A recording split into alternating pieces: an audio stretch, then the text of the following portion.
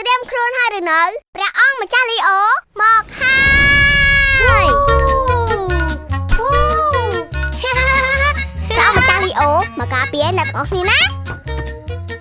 នេះកុំបំផ្លាញប្រាសាទណានេះណែ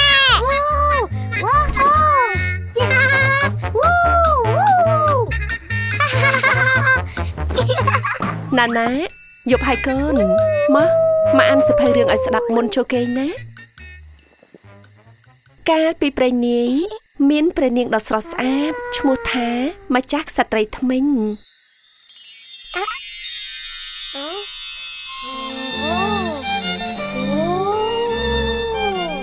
សួស្ដីចាណាណា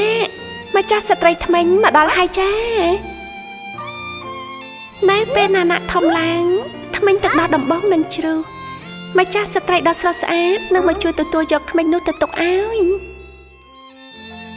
ចាណាណាថ្មិញទឹកដោះដំបងជ្រុះហើយណែវ៉ាយមិនទាន់ជ្រុះទេវ៉ាស្ដាយដល់ហើយចាំពេលណាណាធំជាងនេះម្ចាស់ស្ត្រីដ៏ស្រស់ស្អាតនឹងមកជួបប្អូនទៀតណាលាហើយ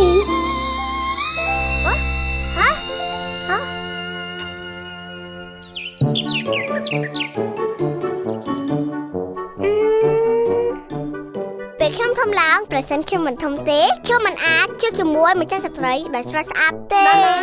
ដល់ម៉ោងទៅសាលារៀនហើយកូនចាខ្ញុំទៅឡើយហើយម៉ាក់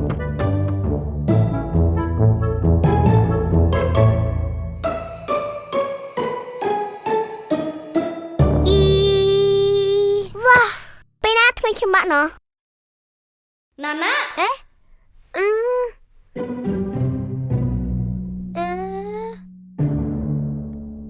គឺពួកខ្ញុំលីអូចាំបូបេរីទ្រីហ្វីបានីអ្នកទាំងអស់គ្នាណារស់បាទពួកយើងមកដើម្បីថែរក្សាអ្នកណាណាអ្នកមិនបាត់ដល់ថ្មិញទេព្រឹកនេះតោះខ្ញុំនឹងបង្ហាញរឿងមួយតោះ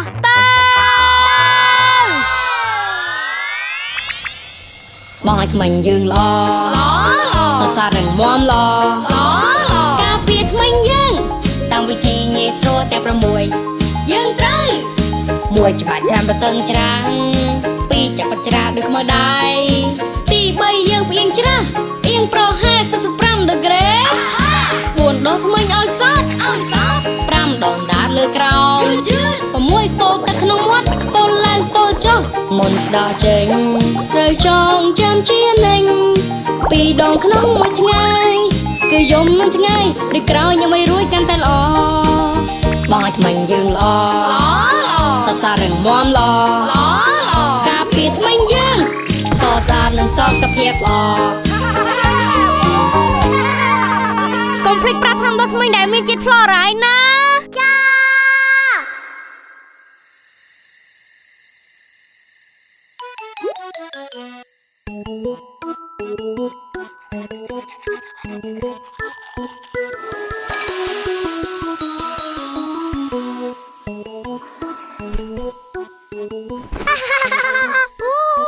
ណាណាតាយប់នេះចង់ស្ដាប់និទានរឿងអីកូន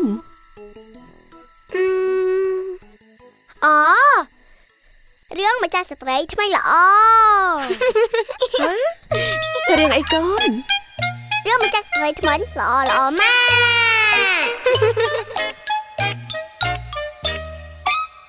ក